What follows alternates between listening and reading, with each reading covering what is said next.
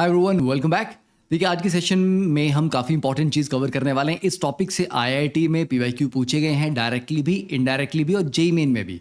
और इसकी बायोमोलिक्यूल्स में बहुत ज़्यादा इंपॉर्टेंस है, बहुत ज़्यादा इन्वॉल्वमेंट है। तो you have to properly understand acetal and hemiacetal formation. ठीक है, अब आप बेसिक मैकेनिज्म तो शायद आपने पढ़ा होगा, आपको आता भी होगा, बट क्या आपको पता है कि नॉर्मल हाइड्रोक्सी ग्रुप और हेमी एसिटल के हाइड्रोक्सी ग्रुप की रिएक्टिविटी में डिफरेंस है? तो अगर एक ही मॉलिक्यूल में अगर आपको दोनों मिल जाते हैं तो कौन सी पोजीशन पे अटैक करना है, दैट इज वेरी इंपॉर्टेंट। फिर acetal as a protecting group कैसे हम यूज़ करते हैं, कहाँ पर यूज़ करते हैं, क्यों यूज़ करते हैं, उसके बारे में बात करेंगे। तो ये सारी चीज़ें हम इस पर्टिकुलर सेशन में कवर करने वाले हैं। It is going to be very important, तो प्लीज़ ध्यान देना, बिकॉज ये टॉपिक अगर आप ध्यान से नहीं पढ़ेंगे you will be very very like परेशान हो जाओगे बायोमोलिक्यूल्स में। जब बार बार नाम आएगा रिड्यूसिंग शुगर कौन सी है, ये एसिटल ग्रुप है, ये हेमी एसिटल ग्रुप है, ये आसानी से हाइड्रोलाइज हो जाता है, नहीं होता है। ठीक है, तो इस पर ध्यान देना ज़रूर। और इसमें हमने काफ़ी अच्छे क्वेश्चन भी डिस्कस किए हैं ताकि आपके फंडामेंटल्स की प्रैक्टिस भी हो जाएगी। चलिए स्टार्ट करते हैं। Next, addition of alcohol to aldehydes and ketone. Alcohol की एडिशन करते हैं तो क्या होता है? अरे जैसे वाटर की एडिशन की थी ना, तो जब आपने कार्बोनिल पे वाटर की एडिशन की थी तो 2 OH बन गए थे। अब जब अल्कोहल बनेगा तो RO नेगेटिव और H पॉजिटिव ऐसे करके तोड़ दो, तो एक ग्रुप तो OR लग जाएगा और एक आपका H लगेगा, तो एक आपका फाइनली OH बन जाएगा और एक OR बन जाएगा।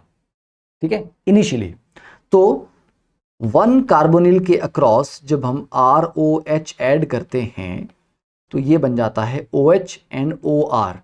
This is called hemiacetal. क्या बनता है ये? Hemy acetal. एक OH है, एक OR है। तो अभी भी यहां रिएक्शन रुकता नहीं है, ये रिएक्शन और आगे चला जाता है। मतलब ये जो दोनों, एक OH और एक OR है, ये इवेंचुअली दोनों ही OR बन जाएंगे। तो इसलिए 2 इक्विवेलेंट ऑफ अल्कोहल यहां पर यूटिलाइज होते हैं। तो aldehydes and ketones react with 2 equivalents of alcohol to form acetal. तो हेमी एसिटल हुआ हाफ रास्ते तक, आधे रास्ते तक, एक OH रहेगा और एक आपका OR बन जाएगा। और जब आप 2 अल्कोहल यूज करेंगे तो फिर डायरेक्टली दोनों ही ग्रुप आपके पास यहाँ पे OR लग जाएंगे, that will be called acetal. ठीक है, तो ये एसिडिक मीडियम में आप करवाएंगे इसको, क्योंकि again ROH is not a very strong nucleophile. तो कार्बोनिल का इलेक्ट्रोफिलिक कैरेक्टर बढ़ाने के लिए हम इसको पहले प्रोटोनेट करते हैं ताकि इस वीक न्यूक्लियोफाइल भी आसानी से अटैक कर सके। ठीक है, अब देखो ये तो आपका सिंपल आपके अल्कोहल थे, ओपन चेन अल्कोहल थे। अगर आपका एक डायोल आ जाए, इथाइलिन ग्लाइकोल है, इसमें क्या है कि एक ही मॉलिक्यूल में 2 OH हैं, तो आपको 2 ROH लेने की जरूरत नहीं है, आप एक सिंगल डायोल भी ले सकते हो।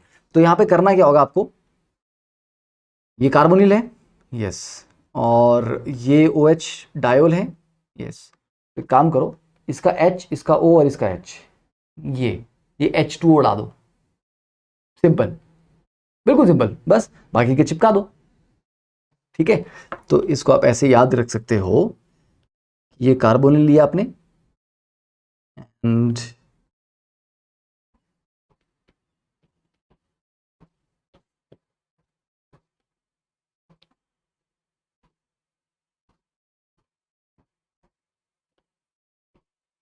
लाइक दिस, है ना। मतलब इस तरह से लिखना क्या है, उससे आसान रहेगा मेरे लिए इसको निकालना। ये H2 निकाल दो एंड दिस विल बी, ये वाला स्ट्रक्चर आपके पास आ जाएगा। This is the final product. ठीक है, ये आपका क्या बन गया, ये साइक्लिक एसिटल बन गया, क्योंकि यहां पर 2 OR जो है वो कनेक्टेड है बेसिकली, तो ये साइक्लिक बन गया, साइक्लिक एसिटल। ये कंपैरेटिवली थोड़ा स्टेबल है 2 अलग अलग OR लगाने से। और अगर आप 2 OR लगाना चाहते हो तो भी कोई दिक्कत नहीं है। जैसे एक आपने ROH ये ले लिया, एक ROH ये ले लिया, ये उड़ जाएंगे। ठीक है, एक OR यहां पे लग जाएगा, एक OR यहां पे लग जाएगा, ऐसा भी आप कर सकते हो। ठीक है, तो 2 आप मोनोहाइड्रिक अल्कोहल ले लो, या फिर एक आप डाईहाइड्रिक या फिर डायोल ले लो, बस सिंपल। तो आपके पास नॉर्मल या तो एसिटल बनेगा, और साइक्लिक होगा तो उसको साइक्लिक एसिटल बोलते हैं। अब इसके पढ़ेंगे, इसके बारे में डिटेल में पढ़ेंगे, चिंता नहीं करो। हेमी एसिटल के बारे में भी पढ़ेंगे। हेमी एसिटल की काफ़ी यूज़ होता है आगे, जब हम बायोमोलिक्यूल पढ़ते हैं उसमें हेमी एसिटल का काफ़ी ज़्यादा रोल रहता है। देखिए, the product of alcohol addition to an aldehyde और ketone is called a hemiacetal. Single alcohol जब ऐड होता है, ठीक है, यस, जिसके बारे में आपको पहले बता रहा था। तो अल्कोहल आप अल्कलाइन मीडियम में भी ऐड करवा सकते हो, एसिडिक में भी करवा सकते हो। अल्कलाइन मीडियम में क्या होगा, जो अल्कलाइन मीडियम है वो यहाँ से H पॉजिटिव उठा लेगा, RO नेगेटिव बनाएगा, RO negative is a strong nucleophile, right. तो अब आप इसका आराम से कार्बोनिल के ऊपर अटैक करवा सकते हो, ठीक है ना। और दूसरा तरीका क्या था, दूसरा एसिडिक मीडियम में था। तो देखो पहला वाला जो आपका मैकेनिज्म है ये आपका एसिडिक मीडियम में हो रहा है, ठीक है। This is Hemy acetal formation, ठीक है, in acidic medium.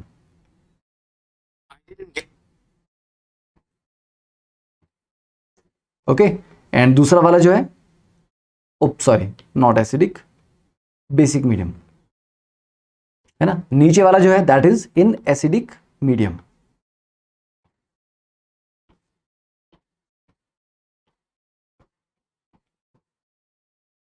Okay, simple दो मैकेनिज्म है, दोनों आपको आराम से यहां पे समझ भी आ जाएंगे। फाइन, तो ये आप लोग एक बार खुद देख के भी कर सकते हो, इसमें कुछ ज्यादा एक्सप्लेन करने वाला पार्ट नहीं है, I have already explain the basics, ठीक है। तो आप उसको लिख के कर लो। तो this is how one alcohol molecule will add, बस उसके आगे फिर आपको एक और ऐड करना है, ठीक है। तो वो भी देखते हैं। तो हेमी एसिटल बन गया, एक OH और एक OR लग गया, fine.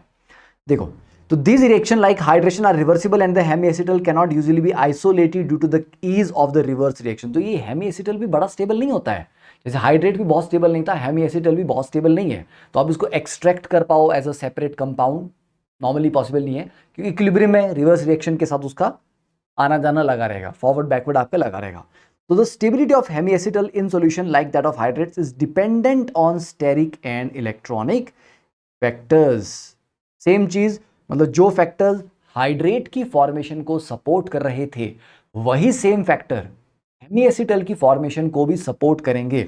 However a cyclic hemiacetal formed by intramolecular reaction, ठीक है, cyclic hemiacetal, okay, formed by intramolecular reaction of a hydroxy group elsewhere in the carbonyl compound is more stable than one formed in intermolecular. मतलब देखिए, एक तो कि alcohol बाहर था, बाहर से आके उसने अटैक किया और वो ऐड हुआ। दूसरी पॉसिबिलिटी ये है अल्कोहल कार्बोनिल चेन के ही अंदर था, जैसे यहां पर ऑलरेडी हाइड्रोक्सी ग्रुप एक लगा हुआ है, तो बाहर से आके अटैक नहीं हुआ, इसने यहीं से अटैक किया, तो ये इंट्रामोलिकुलर रिएक्शन हो रहा है। तो हेमीएसिटल तो बना, OH ने यहां अटैक किया, ये बॉन्ड ऊपर शिफ्ट होगा, फाइनली ये वाला H पॉजिटिव है ना निकलेगा, ये वाला H पॉजिटिव, फाइन। तो यहां पर एक पे OH आ रहा है, एक पे ये OR आ रहा है। This is a cyclic hemiacetal. कैसे पता लगा, क्योंकि एक ही कार्बन पे OH और OR हैं, तो दिस इज द कार्बन जिसके ऊपर OH और OR दोनों लगे हुए हैं, ठीक है, दिस वन। तो ये साइक्लिक हेमीएसिटल और ये कंपैरेटिवली ज्यादा स्टेबल होता है। जैसे यहां पर देख लो, ये तो 5 मेंबर रिंग बन रहा था, अगर चेन थोड़ी सी और लंबी होती तो ये 6 मेंबर रिंग भी बन सकता था, आराम से बन सकता था।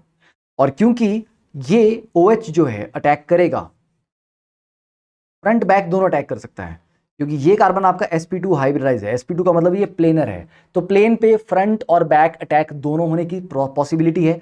तो ये जो OH अटैक करेगा ये फ्रंट से भी कर सकता है, ये बैक साइड से भी कर सकता है, ठीक है। तो इस कार्बन पे क्योंकि ये स्टीरियो सेंटर बन रहा है, 4 डिफरेंट ग्रुप यहां पे जुड़े हुए हैं, तो फ्रंट और बैक क्योंकि दोनों अटैक होने की पॉसिबिलिटी है, तो OH एक बार आपका फ्रंट में भी आ सकता है, एक बार आपका बैक में भी आ सकता है, इसलिए यहां पर इनहेंशियोमर भी बन सकते हैं। इसका बड़ा ध्यान रखना कि जब हेमीएसिटल की फॉर्मेशन होगी तब भी आपका इनहेंशियोमर फॉर्मेशन कि वो कायरल है नहीं है, इस तरह के क्वेश्चन भी पूछे जा सकते हैं। तो you need to be very careful about कि यस हमें मैकेनिज्म पता है, कार्बोनिल पे अटैक हो रहा है तो कार्बोनिल प्लेनर ग्रुप होता है, फ्रंट और बैक दोनों अटैक हो सकते हैं, इसलिए यहां पर इनहेंशियोमर बन पा रहे हैं, ठीक है। And this is the mechanism. अगर हमें साइक्लिक एसिटल बनाना है, हेमी एसिटल से अब हमें एसिटल बनाना है, मतलब ये जो OH था इसको भी OR में हमें कन्वर्ट करना है फाइनली, ठीक है। देखिए, तो cyclic acetal formation from a cyclic hemiacetal. तो फर्स्ट ऑफ ऑल आप क्या कर सकते हो, you can just pause the video, एक बार देखो ओके क्या हुआ इसको, और इसको लिख के प्रैक्टिस करो एंड देन, ठीक है, फिर आप मेरा एक्सप्लेनेशन देख सकते हो। तो अभी अगर ये एसिडिक मीडियम में आपने किया तो इस OH की प्रोटोनेशन हो जाएगी, ठीक है। अब आप बोलोगे सर इसी OH की प्रोटोनेशन क्यों हुई, इस वाले की ऑक्सीजन की क्यों नहीं हुई, क्योंकि दिक्कत क्या है, अगर आप इस ऑक्सीजन की प्रोटोनेशन कर दिया आपने तो ऑक्सीजन के ऊपर पॉजिटिव चार्ज आ जाएगा, तो उसको कोई एक बॉन्ड तोड़ना पड़ेगा, तो कोई एक बॉन्ड अगल बगल अगर वो तोड़ेगा तो उससे आपका साइक्लिक एसिटल की तरफ नहीं आप जाओगे, आप उल्टा चलना स्टार्ट कर दोगे, बैकवर्ड चलना स्टार्ट कर दोगे फिर आप। तो हमें वो नहीं करना है, हमें फॉरवर्ड जाना है, हमें एसिटल की तरफ जाना है, उल्टा नहीं करना है हमें। इसीलिए है ना, इसलिए इसकी प्रोटोनेशन करवा के आपको, आप फॉरवर्ड नहीं जा पाओगे, जिस डायरेक्शन में हमें जाना है एसिटल नहीं बनेगा, वो पीछे चलने की तरफ लग जाएगा, वापस कार्बोनिल की तरफ जाने लग जाएगा रिएक्शन।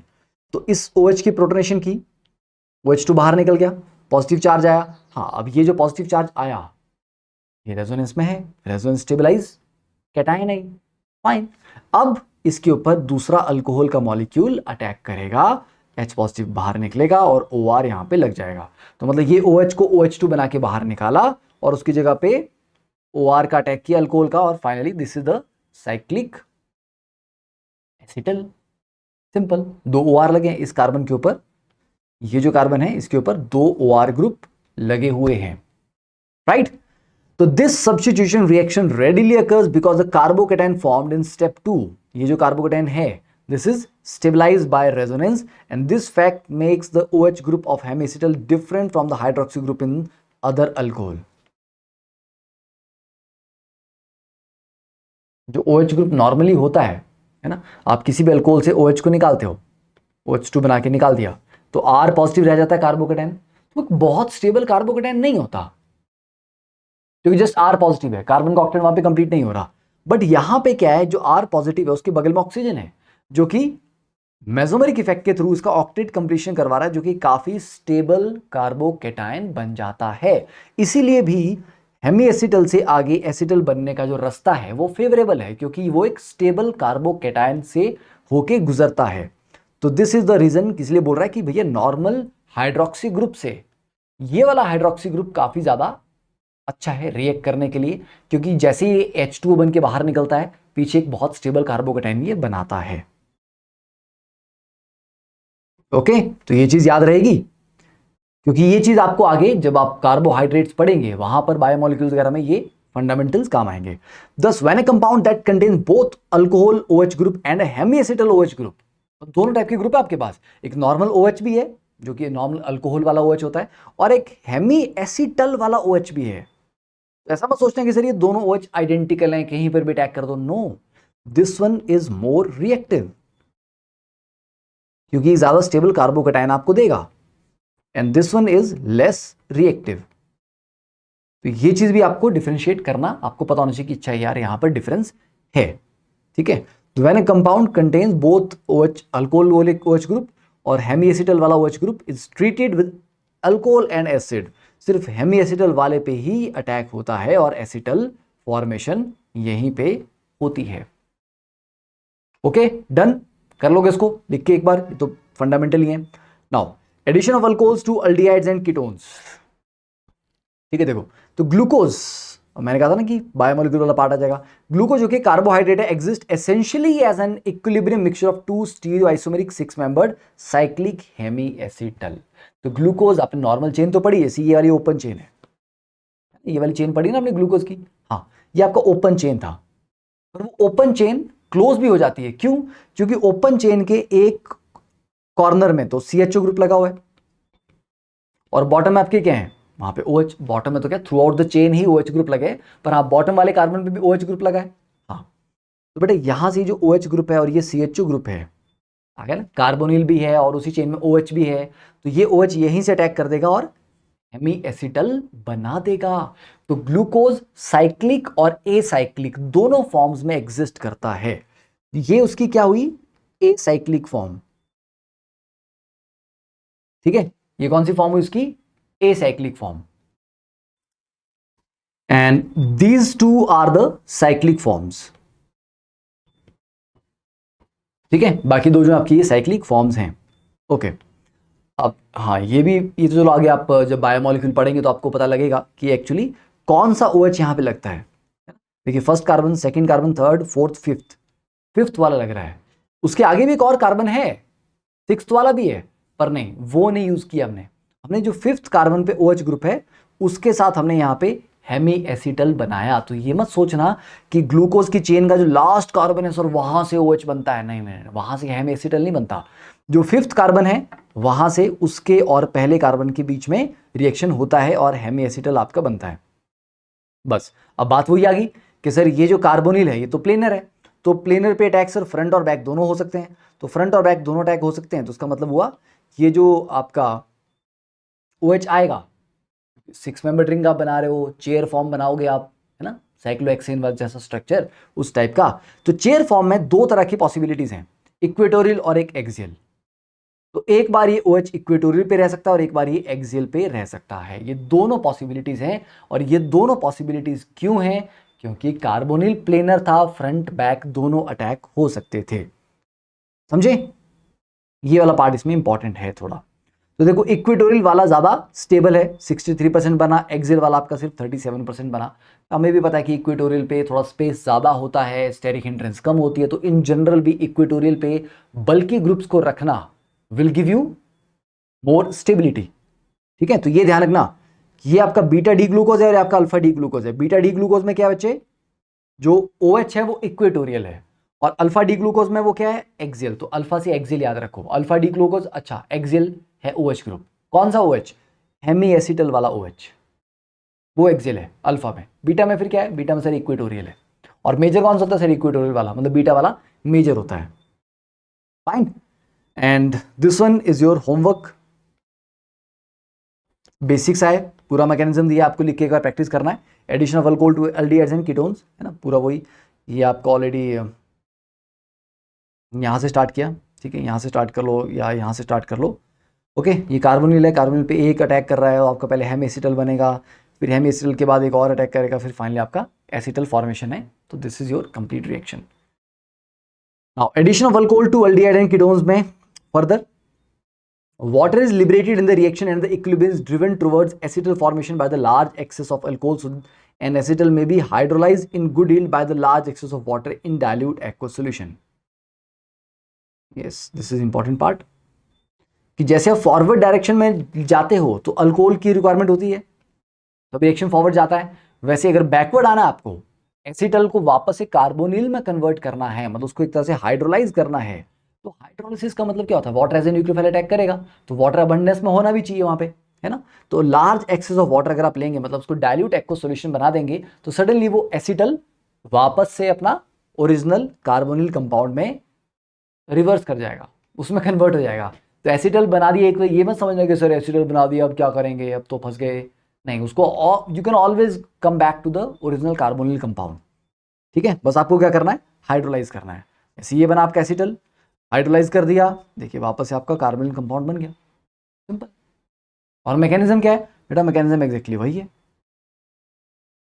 लो इसका रिवर्स कर लो, ये आपका हाइड्रोलिसिस का मैकेनिज्म हो गया, एज सिंपल एज दैट। ठीक है, चलिए ये वाला क्वेश्चन है, सिंपल सा question, just pause for 30 second, solve this question.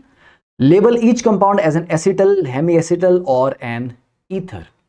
देखिए पहला वाला क्या है, दो अलग अलग कार्बन के ऊपर OR ग्रुप लगे हैं, तो ये बेसिकली ईथर है ना, एक ही कार्बन पे 2 OR रहते तभी तो एसिटल बोलता उसको मैं।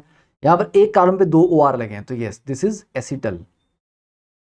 थर्ड वाला, एक कार्बन पे, इस कार्बन पे लगे ना ये 2 OR, तो ये साइक्लिक है, ठीक है, दिस इज साइक्लिक एसिटल।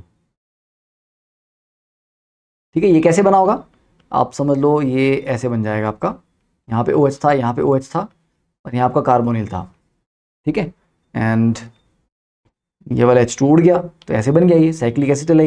ये OH है, OCH3 है, तो that is Hemy acetal. Okay, done. Next one, again try this question for 30 seconds. Draw structures of the hemi acetal and acetal formed from each combination of carbonyl compound and alcohol. देखो दो ethanol आपको दिए हुए हैं, तो पहले वाले में आपके पास क्या बन जाएगा, OET OET, सिंपल। सेकेंड वाले में ये आपका बन जाएगा साइक्लिक, ठीक है। थर्ड वाले में यहां से अटैक होगा, तो it will be 1 2 3 4 5, it will be 5-membered ring, बस सिंपल। ठीक है, साथ में इथेनॉल है, और तो ठीक है ना, इसके बाद इसका पहले हेमिसिटल बना, फिर उसका एसिटल बना दो फर्दर, तो ये बन जाएगा। पहले तो हेमी एसिटल बना इसके अटैक से, इंटरनल हो गया, फिर जो हेमी एसिटल बना उसका फर्दर ETOH का अटैक हुआ तो यहाँ पे OAT लग गया तो ये एसिटल बन जाएगा। तो ये आपका हेमी एसिटल था and this is acetal. Done. What are the products of the acid catalyzed hydrolysis of each acetal? Hydrolysis मैंने आपको क्या कहा था, कुछ नहीं बॉस, इसको पुराने वाले स्ट्रक्चर पे कम ले आओ। ये बॉन्ड तोड़ दो, यहां पे डबल बॉन्ड चिपका लो, ये वाला बॉन्ड तोड़ दो, यहां पे डबल बॉन्ड ले आओ, और इस वाले कार्बन पे ये वाले दो वाले बॉन्ड तोड़ दो, दोनों बॉन्ड,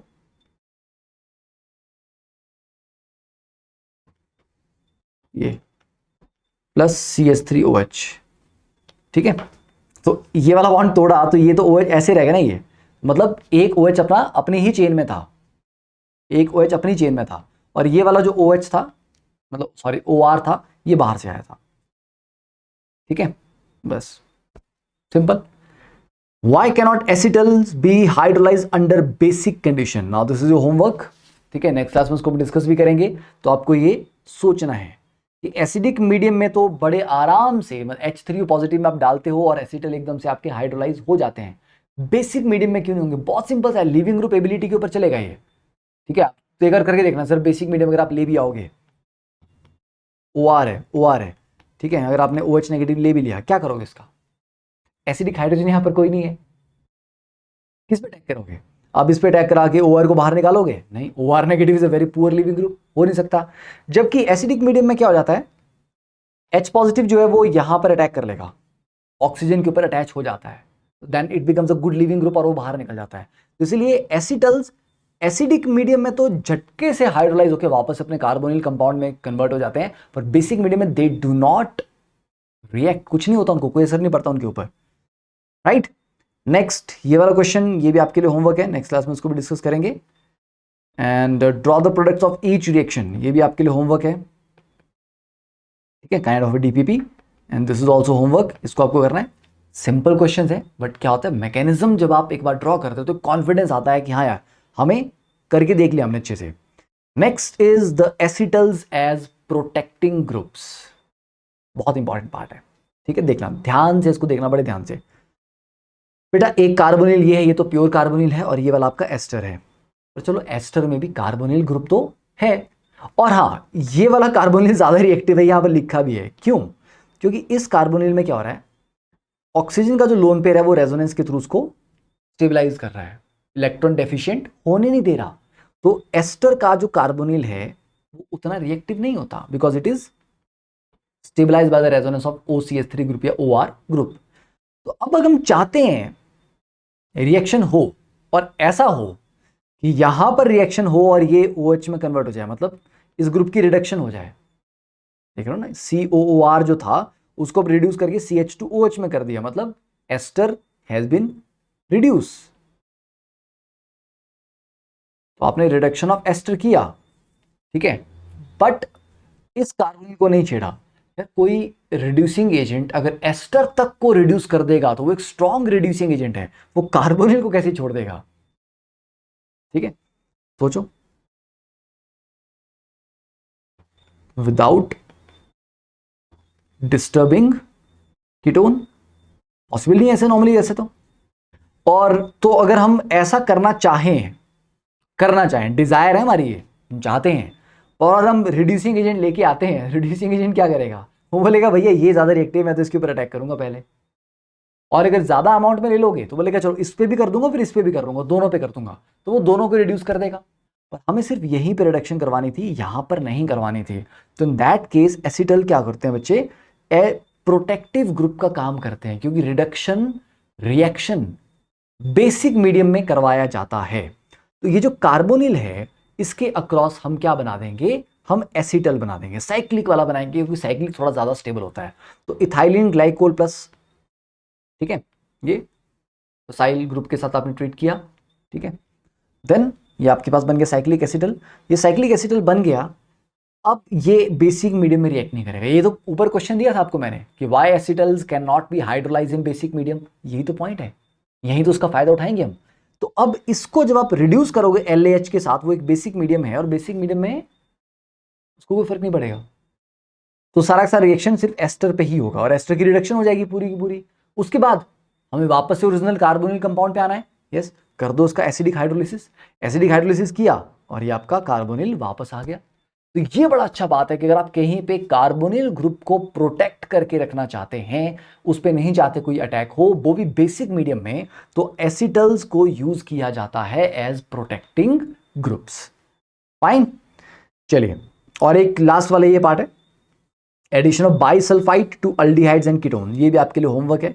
बाइसल्फाइड होता है आपका NaHSO3, ठीक है, इसकी एडिशन करनी है। तो Na पॉजिटिव और HSO3 नेगेटिव, दो अलग टूट जाएंगे। SO3H नेगेटिव आपका यहां अटैक करेगा एज ए न्यूक्लियोफाइल, और O नेगेटिव आपका Na लग जाएगा। फिर उसके बाद एक हाइड्रोजन ट्रांसफर होता है, प्रोटॉन ट्रांसफर होता है आपका, H यहां जाता है और Na वहां चला जाता है, बस ये this is called bisulphite addition product, इसको कहा जाता है। और ये रिएक्शन रिवर्सिबल है, एनसीईआरटी में दिया भी है, बस दिया इसलिए मैंने पढ़ना है, ठीक है, बहुत ज़्यादा इसके बारे में कुछ एक्स्ट्रा पढ़ने की ज़रूरत नहीं है, ठीक है। सिंपल हाइड्रोलिसिस करके इसको भी आप ओरिजिनल कार्बोनिल में वापस से कन्वर्ट कर सकते हो। तो आज के लिए इतना ही। इसके बाद नेक्स्ट लेक्चर में जो आपको होमवर्क क्वेश्चन दिए वो तो आपका मैकेनिज्म बेस्ड है, वो आपको करना है। नेक्स्ट लेक्चर में फिर हम बात स्टार्ट करेंगे अमोनिया और उसके डेरिवेटिव्स का, जब हम एडिशन करवाएंगे, इमीन की फॉर्मेशन, इनैमीन की फॉर्मेशन, तो वो आपको पढ़ के थोड़ा सा आना है, ठीक है। तो वो भी आपका होमवर्क है, ठीक है। Read about addition of